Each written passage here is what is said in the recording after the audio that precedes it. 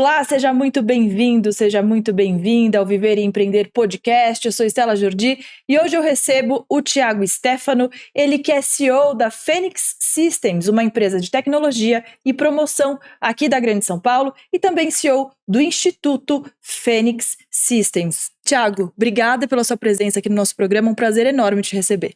Prazer é meu, Estela, agradeço demais o convite e estou aqui à disposição para a gente bater esse papo gostoso. Thiago, me conta qual é o carro-chefe de vocês na Phoenix. Legal, o carro-chefe da Phoenix Systems são promoções comerciais autorizadas. Como são essas promoções? A grande maioria delas vinculadas à modalidade sorteio, né? Compra um produto no mercado, cadastra ele num canal, um hot site, WhatsApp, uma app, e ganha um número para concorrer a um sorteio atrelado via Loteria Federal. Então a Phoenix desenvolve essas promoções dentro da legislação nacional há mais de 20 anos, né? A Phoenix é considerada a maior empresa deste nicho específico aqui no Brasil, já realizamos ações fora do país, inclusive, né? Temos um enfoque muito grande na segurança da informação, tanto LGPD quanto as melhores práticas de segurança, inúmeras certificações na área. Estamos aí, evoluindo, implementando inteligência artificial e tentando trazer para o nosso mercado o que há de melhor. E vocês já estão aí no mercado há 2 décadas, né? Exatamente. Thiago, acompanha o seu trabalho aí já há alguns anos. Já estivemos juntos, Já estivemos juntos, sou fã do trabalho de vocês são muito bons mesmo, obrigada. É recíproco, né? Obrigada por estar aqui no Viver e Empreender, nosso programa ele promove o empreendedorismo e também boas práticas, boas ideias. E a ideia do Instituto Phoenix, gente, é maravilhosa. Queria que você entrasse nesse assunto antes de você contar a sua história, Claro. Porque agora vocês vão fazer um evento, verdade? Sim, verdade, Estela. E, em primeiro lugar, eu que agradeço estar aqui de novo. É recíproca a admiração e, por isso, estou muito feliz de estar aqui novamente. Bom, vamos falar do Instituto, então. A ideia do Instituto Phoenix Systems, ela surgiu de uma identificação de um gap, né?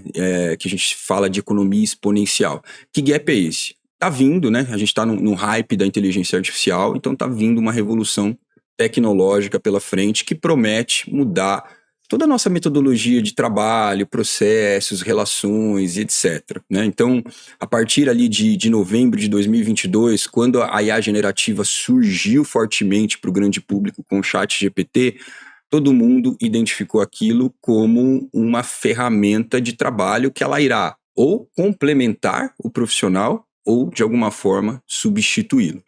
Então, a partir do momento que isso acontece num país subdesenvolvido, onde a grande maioria das pessoas tem baixa escolaridade, tem acesso restrito a formações específicas, principalmente relacionadas à tecnologia, você vai ter uma série de pessoas que vão perder o emprego, né?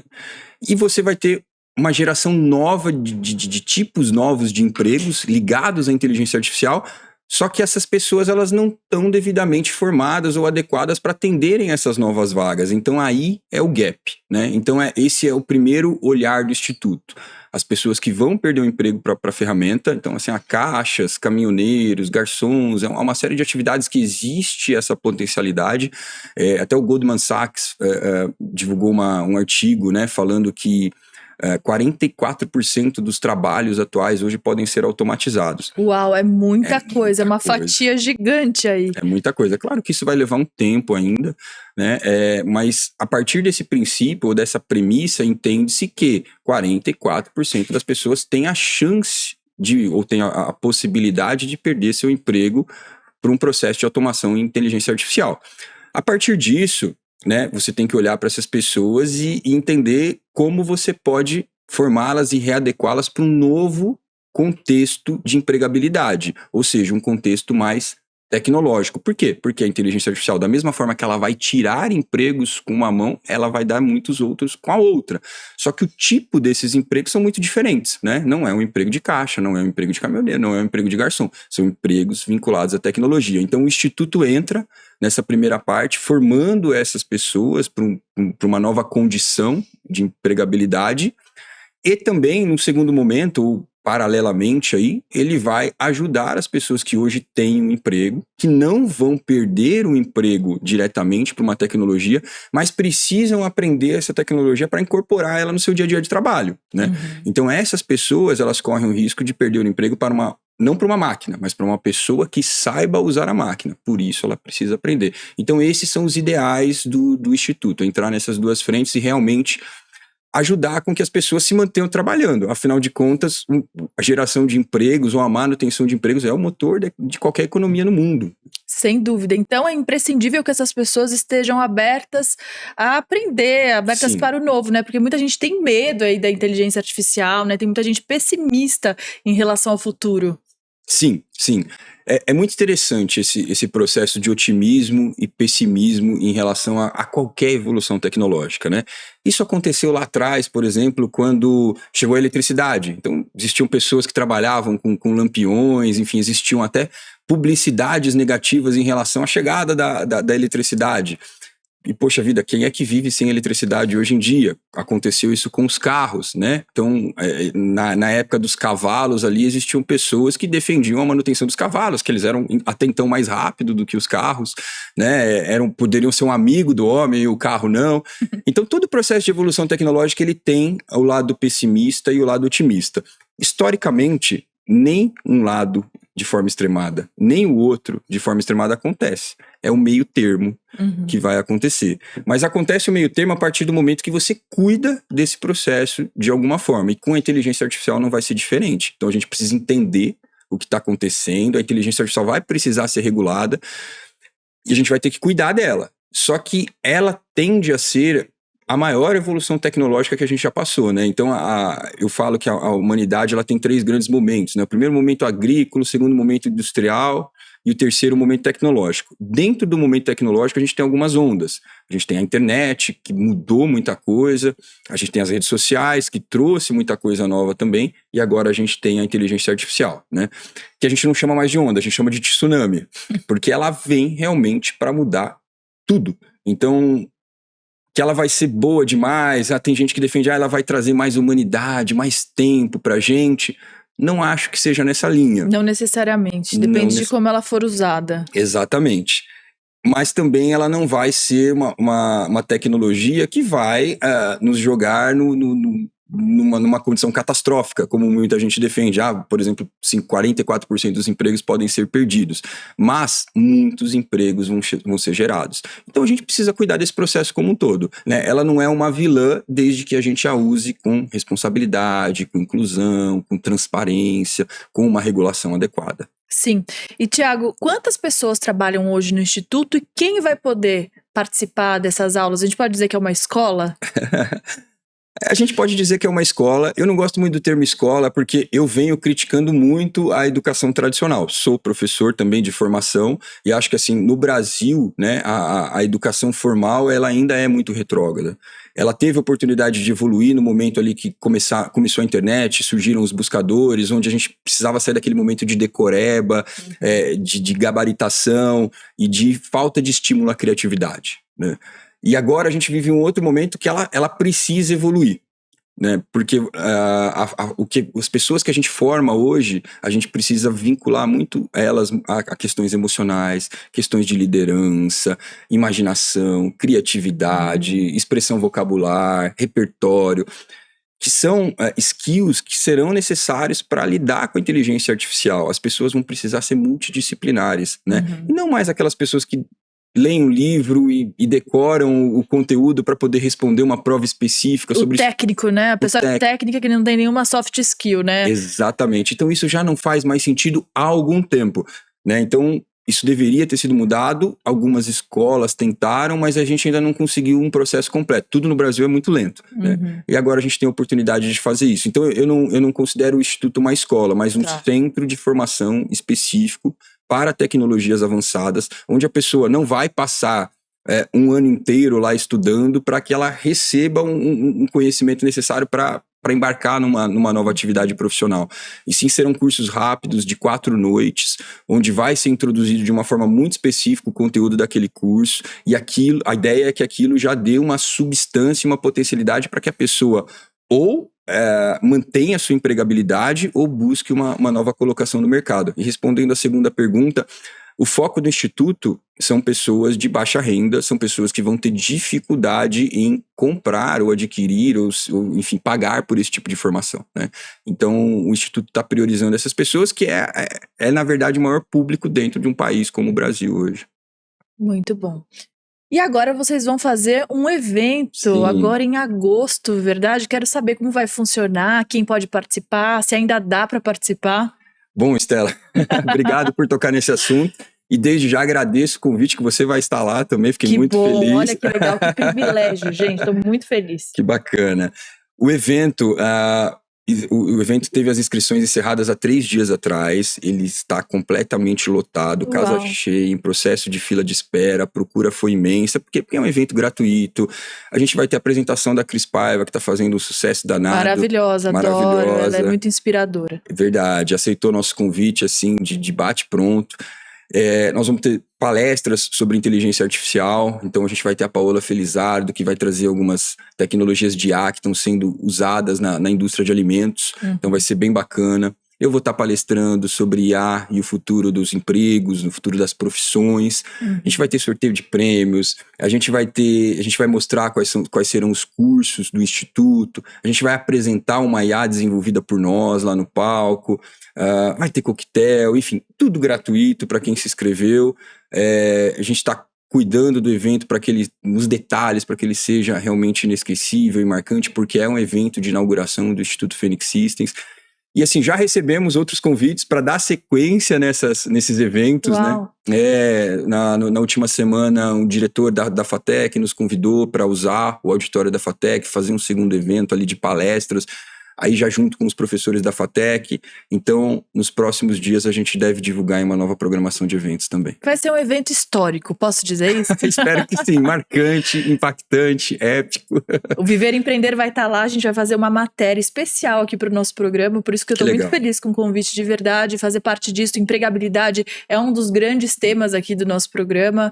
A gente tem uma parceria com a Secretaria de Turismo e Viagens do Estado de São Paulo, a gente faz parte do Fórum de Empregabilidade, acho que tem tudo a ver. Então, com certeza. Vai ser muito bom beber dessa fonte, aprender, né? Porque a gente vê tanta coisa na internet, a gente lê tanta coisa, verdade. Nada melhor do que falar com os especialistas, né? Com quem tá ali à frente do negócio, né? Estamos todos muito felizes também que vocês vão estar lá, e eu já fico o convite para os próximos eventos estarmos juntos também. Sem dúvida. Agora falando de você, Thiago, quero saber um pouco sobre a sua história como empreendedor, como especialista em tecnologia. Como é que tudo começou? Você sempre gostou muito de tecnologia, sempre foi curioso? Sempre.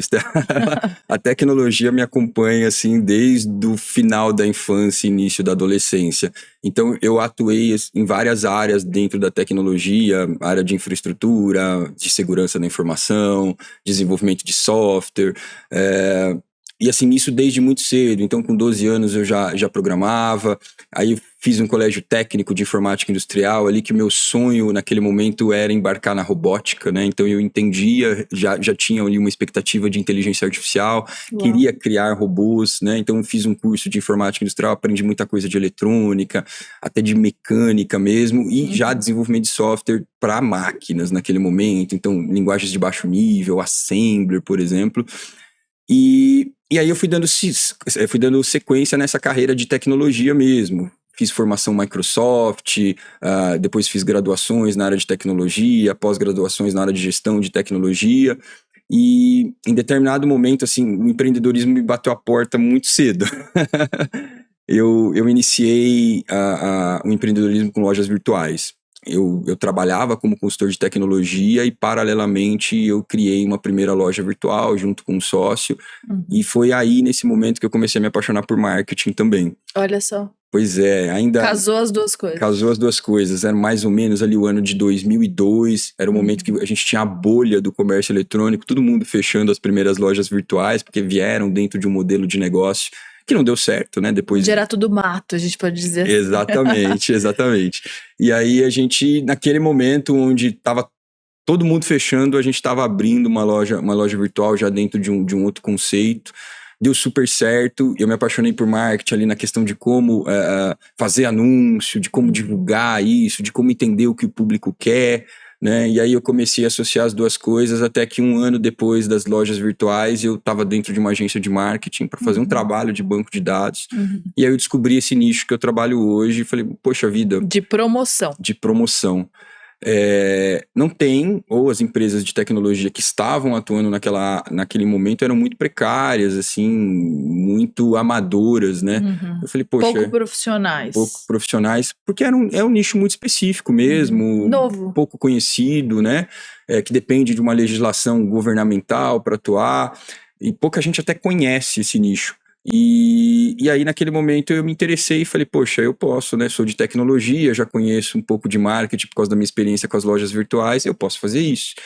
Então a partir daí eu e o Jairo, né, que somos os sócios da Phoenix Systems, fundamos a Phoenix e começamos a atuar nessa área, estamos aí há 20 anos já. Olha que legal. E a equipe de vocês é grande, posso dizer isso? Pode, é uma equipe de 50 pessoas hoje aproximadamente, né? Com profissionais, alguns multidisciplinares, como a própria evolução tecnológica exige, muitos deles formados dentro da própria empresa, que, como eu te disse, é um nicho específico, então é muito difícil você pegar um profissional que ele vá fazer uma faculdade de tecnologia, vá fazer uma faculdade de marketing e depois você ainda especializá-lo dentro do nosso negócio, né? Porque não há formações específicas disponíveis para esse nicho. Então, a grande maioria, inclusive de diretores hoje da empresa, são profissionais que começaram ali como estagiários, né? E a gente foi formando eles ao longo do tempo dentro da Phoenix. Vocês proporcionaram essa formação para eles? Exatamente. Muito Exatamente. bom. É um privilégio para eles, então, né? Aprender. É um privilégio para eles, né? No sentido de evolução pessoal e profissional, mas para a gente há um retorno, porque hoje esses profissionais atuam aí de uma maneira incansável, inovando, criando coisas novas e conduzindo o dia a dia da empresa. E qual é o maior desafio de liderar 50 pessoas nesse ramo tão específico de tecnologia? Olha, Estela, eu posso te dizer que são muitos desafios, né? Principalmente na área de tecnologia para marketing. É um mercado muito dinâmico, né? É um mercado que a todo momento as coisas mudam, e você liderar pessoas, principalmente na área de tecnologia, são pessoas que a gente forma, né? E nem sempre você vai conseguir mantê-las dentro da empresa. Então, por exemplo, na pandemia nós passamos por um período complicado em relação a funcionários. Por quê? Porque logo ali no início houve uma explosão de apps que estavam sendo desenvolvidas para entrega, enfim, para uma série de outras comodidades naquele momento de pandemia. E os profissionais de tecnologia, o que aconteceu? Deram um boom, né? Ficaram super em alto, o valor de salário ali triplicou de uma hora para outra, dentro de um momento que a gente estava praticamente parado, né? Então, assim, você não está faturando e teus profissionais estão recebendo oferta para ganhar 3 vezes mais, e muitas dessas ofertas vinham até de fora do país. A gente perdeu profissional para a Holanda, para os Estados Unidos, né? É verdade, eu lembro bem desse período, entrevistei bastante gente nessa época. Então, ali houve um desafio em relação a reestruturar a equipe, em relação a manter os profissionais, em relação a repensar trabalhos que poderiam ser feitos naquele momento. Então, foi um momento desafiador. Então, o desafio foi reter esses talentos. Foi reter esses talentos e substituí-los no mesmo nível ou em nível superior. Né? E aí, imagino, né? Você ter que recontratar e ainda formar essas pessoas, né? Sim. E tecnologia no Brasil, profissional bom está muito bem empregado. Né? Então, a gente geralmente não acha esses profissionais aí dando sopa. Então, ou você vai atrás de um profissional que está já dentro de um emprego bacana, numa empresa grande, né? E tem alguma dificuldade de sair de lá, ou você forma esse profissional, só que aí você corre o risco também de formar e depois ele não ficar com você, que é um processo natural. Se ele tiver uma oportunidade melhor, ele vai sair. Então, acho que um dos grandes desafios realmente é a mão de obra. Né? Como em várias outras áreas, né? É verdade. Quais são os principais pré-requisitos, as características necessárias para uma pessoa ser bem-sucedida na área de tecnologia, na sua opinião, principalmente agora, em tempos de inteligência artificial? Olha, eu acho que os requisitos, eles são muito similares ao de qualquer outra profissão. O que talvez diferencie na área de tecnologia é a capacidade de inovar, é a curiosidade, é ter tempo e dispensar esse tempo no estudo de novas ferramentas, no estudo de novas tendências, acompanhar o que está acontecendo lá fora, principalmente, né? Porque no Brasil as coisas chegam com um pouquinho de atraso, então se a gente estiver olhando o que está sendo feito na China, o que está sendo feito nos Estados Unidos, o que está sendo feito no Japão, quais são as tecnologias mais modernas, as novas metodologias. Então, o profissional de tecnologia que ele é antenado a isso, ele já é naturalmente um profissional diferenciado, né? Então, o que eu posso dizer é: seja antenado, tenha espírito de liderança, tenha comprometimento. E esse comprometimento, engajamento, responsabilidade, transparência são skills básicos para qualquer função. Mas o profissional de tecnologia, ele precisa, além de tudo isso, estar antenado a um movimento de evolução, porque a inovação tecnológica, ela muda de um dia para o outro, né? Todo dia a gente tem uma novidade. E se você não embarcar, não ser curioso, não correr atrás, você vai ficar para trás. Sem dúvida, isso para tudo, né? Verdade, tudo, Thiago. Mas para tecnologia ainda mais, né? Que é o que você disse, a cada dia, a cada segundo, você tem uma novidade, o que é maravilhoso também. Com certeza. Né? Agora, falando sobre a sua empresa mais uma vez, a Phoenix Systems, vocês têm várias certificações. Gostaria que você falasse sobre essas certificações e como é que você se mantém na liderança nacional aí no nicho de vocês. Como é que é difícil? Porque também imagino que a concorrência seja gigante. Sim, é muito difícil, a gente tem concorrentes também qualificados, né? Nesses 20 anos, muitas empresas surgiram, então aí eu posso te falar uma outra coisa, uma dificuldade desse mercado é preço, como de qualquer outro mercado. Então, a partir do momento que você opta em trabalhar com um nível de excelência de qualidade, você ter as certificações de segurança, ter profissionais gabaritados, com salários altos, você passa a ter um nível de preço diferente. E empresas que surgem menores, sem o mesmo nível de qualificação, certificação, elas conseguem trabalhar com um preço menor. Então, a competitividade nesse aspecto, como existe em qualquer outra área, ela passa a ser um desafio também, né? Mas a gente também está atento a isso.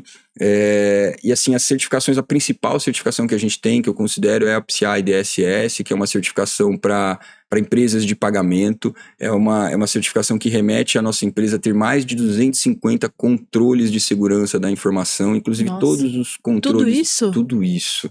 Você imagina que não é fácil, assim, a primeira certificação, o primeiro ano de certificação, nós passamos um ano fazendo esse processo, junto com uma consultoria especializada, e aí renovamos ela anualmente, junto com uma consultoria especializada também, que acompanha, monitora, testa nossos ambientes.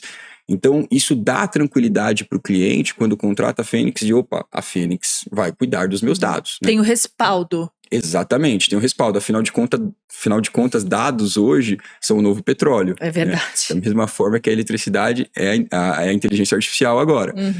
Então, a gente precisa cuidar desses dados. Hoje existem muitos ataques cibernéticos com interesse, né, em grandes bancos de dados, porque isso tem um valor de mercado. Então, as empresas que atuam com isso precisam ter um nível de segurança elevado.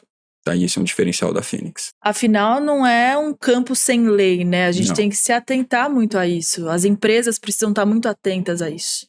Sim, e é importante que tenhamos leis, que tenhamos regulação. Então, na área promocional, existe uma legislação específica, né? Porque, poxa, não é qualquer um que pode, de repente, você compra um carro, você coloca lá no posto de gasolina e faz um sorteio sem autorização, e aí quem ganha esse sorteio é um parente do dono do posto. Não, as coisas precisam ser feitas da maneira correta, né? Precisam ser auditadas, precisam ser monitoradas, exatamente para que não tenha esse tipo de falcatrua, golpe, para transmitir a credibilidade e as pessoas participarem desses sorteios. Então, hoje, tudo que é realizado nesse nosso mercado é feito com essa credibilidade, transparência, segurança, tá tudo embarcado dentro dessa legislação, né, que existe no Brasil, segue regiamente a Lei Geral de Proteção de Dados também.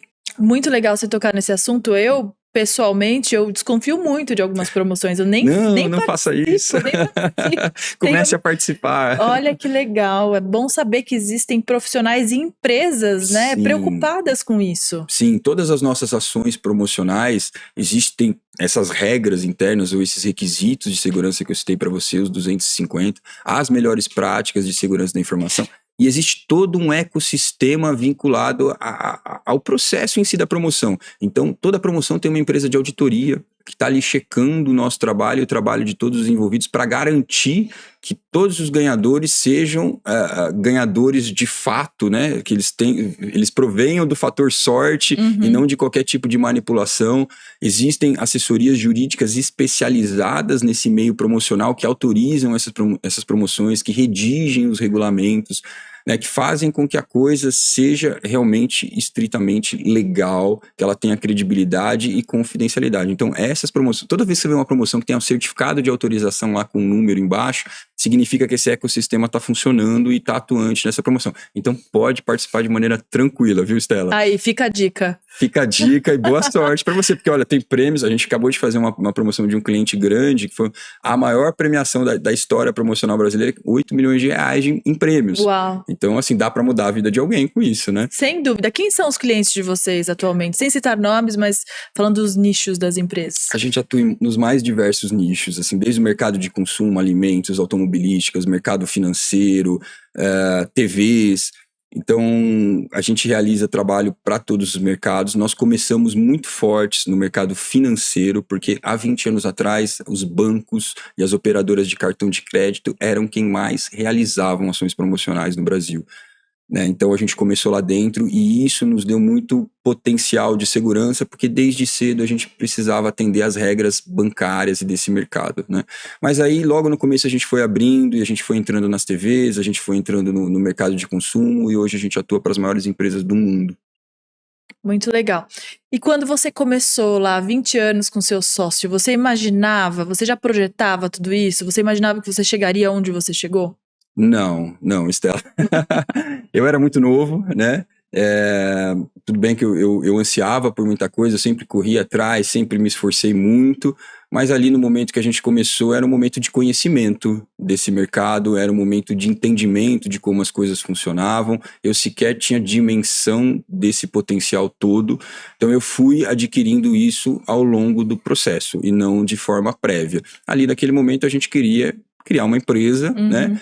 Um negócio onde a gente visualizava que ele era, como eu disse, atendido de uma maneira ali muito amadora, precária, então a gente visualizou que a gente poderia fazer melhor do que estava sendo feito, e aí sim criar alguma coisa, mas não atingir os níveis que a gente chegou com a Fênix. Realmente isso não participou não fez parte dos nossos melhores sonhos. Olha que legal, então foi algo orgânico que foi acontecendo de acordo com a competência de vocês. Exatamente, foi algo que fluiu durante o processo, né? Não foi planejado chegar onde nós chegamos. Muito bacana. E ao longo desses anos você também se tornou professor universitário. Queria que você falasse sobre essa área da vida, além de empresário, agora CEO também do Instituto Fênix. Como é que é essa sua área da vida? Como é que começou tudo isso? Bom, eu ministrei minha primeira aula em universidade aos 26 anos de idade. Uma das minhas graduações é de licenciatura da computação, então logo depois que eu fiz a minha primeira pós-graduação, somada a essa graduação de licenciatura, eu tive a oportunidade e recebi o convite para ministrar aula numa universidade. Então, assim, fora a tecnologia da informação e o marketing, minhas grandes paixões na vida são a literatura e a educação. E é por isso que eu estou embarcando no Instituto Fênix, porque eu acredito fortemente que a educação pode transformar a vida das pessoas e de uma coletividade. Eu ainda acredito que o banco da escola é o grande diferencial, né, para uma vida melhor. O conhecimento edifica, o conhecimento transforma, o conhecimento elimina os medos, o conhecimento faz com que a gente saia de um patamar baixo e vá para um patamar alto. Então eu acredito muito nisso. É por isso que eu criei, né, estou criando junto com o Jairo e com a Fênix, um Instituto Fênix Systems, para que a gente possa levar isso para as pessoas. Então, eu comecei lá na universidade, dando as aulas aos 26 anos, dava aulas ligadas à tecnologia da informação e marketing, dava aulas de algoritmos, estrutura de dados, redes, linguagem de programação, linguagem web, enfim, uma série de coisas. Só que assim, é muito difícil conciliar, né? Eu tinha uma empresa ainda muito em início de empresa, sem a estrutura que nós temos hoje, E as aulas consomem muito, porque todo dia à noite, né, ministrava aulas à noite, são 4h30 na frente de uma turma. Haja energia. Haja energia. Uma disciplina na segunda-feira, outra disciplina na terça, outra na quarta. Então você precisa preparar todas essas aulas. Você precisa preparar prova, você precisa corrigir prova, corrigir trabalho. Estudar muito, Estudar muito. Então chegou um momento que era inviável conciliar as aulas com a empresa. E eu precisava optar por aquilo que me sustentasse, né? O salário de professor no Brasil, ele ainda é muito inferior ao que a gente gostaria que fosse, até pelas formações, pelo tempo que esses professores empenham sua vida, tanto no ensino quanto no aprendizado deles para poder estar ali, né? Sim, então, é uma grande entrega. Ali por uma questão econômica eu acabei optando pela empresa e tive que deixar as aulas para trás. E agora eu vou retomar com o Instituto, porque eu também vou ser professor no Instituto. Sem dúvida, de uma maneira repaginada, mais moderna, para acompanhar nossos tempos, não é verdade? Com certeza, ensinando tecnologias avançadas, de uma maneira muito mais rápida, muito mais específica e muito mais moderna do que a graduação convencional. Sim. Que conselho você diria para quem está ouvindo esse podcast, para quem está assistindo na IPTV ou no YouTube? O que você diria para essa pessoa que quer começar na área de tecnologia? Bom, primeiro, seja aberto à inovação e à evolução. Seja curioso, corra atrás e despenda tempo para isso. Né? Não acho que você vai entrar na área de tecnologia e trabalhar ali algumas horas por dia e evoluir dessa forma, não. O profissional de tecnologia, como a gente até falou na outra pergunta, ele precisa ser antenado, ele precisa correr atrás, ele precisa saber do que está acontecendo e se aprofundar cada vez mais. Ninguém mais do que profissional de tecnologia hoje precisa estar ligado à inovação. Né? Então, se o profissional não tiver essa pegada, ele pode ser um profissional razoável, mas ele não vai ser um bom profissional, um ótimo, um excelente profissional. Então, acho que o conselho que eu deixo é esse: esteja aberto à inovação e se engaje, corra atrás, né? Seja multidisciplinar. Tem muita mulher programando hoje em dia, né? Eu entrevistei algumas bacana, também. Eu acho fantástico ver as mulheres aí à frente, né? Aprendendo uma área tão masculina, né, Thiago? Sim, quando eu fiz as minhas formações, por exemplo, meu colégio técnico tinha 5 mulheres numa turma de 40, né? Então eram 35 homens. Quando eu fiz a graduação já era uma proporção um pouco maior, mas ainda assim a grande maioria avassaladora de homens. A minha primeira MBA tinham 3 mulheres apenas, também num curso de 50, e era um curso de gestão de tecnologia, né? Mas hoje... Geralmente as mulheres optam pela gestão, né? Ou são levadas para a gestão também pelo mercado. Mas hoje, assim, você citou muito bem, acho que você tocou foi cirúrgica, hoje já mudou muito, né? Se você entrar nas turmas de tecnologia, tem muitas mulheres, e as mulheres são muito boas, porque elas são geralmente mais organizadas, detalhistas, elas têm uma pegada de planejamento um pouco melhor do que dos homens, elas são um pouco mais tranquilas na condução de algumas atividades. Muitas mulheres têm um apego grande com a questão de criatividade, então elas estão fazendo muito bem para a área de tecnologia. Palmas para as mulheres. Olha, sou grande fã das mulheres. Agora, quero te perguntar, eu, por exemplo, eu que não sou da área de tecnologia, eu posso fazer aulas no Instituto Fênix? Claro que pode, com certeza, convidadíssima você e todas as pessoas que tiverem interesse. Assim, não há pré-requisitos específicos em relação aos cursos iniciais, o que a gente está chamando de cursos de primeira fase, porque esses cursos visam introduzir a inteligência artificial nas pessoas. Então, o entendimento do que como elas vão funcionar, quais são as ferramentas, como lidar com elas, quais são os skills necessários. Então, é como se fosse uma imersão em inteligência artificial. Então, assim, precisa saber matemática? O básico, né? Precisa ter algum conhecimento de informática? O básico, o conhecimento de usuário é suficiente, né?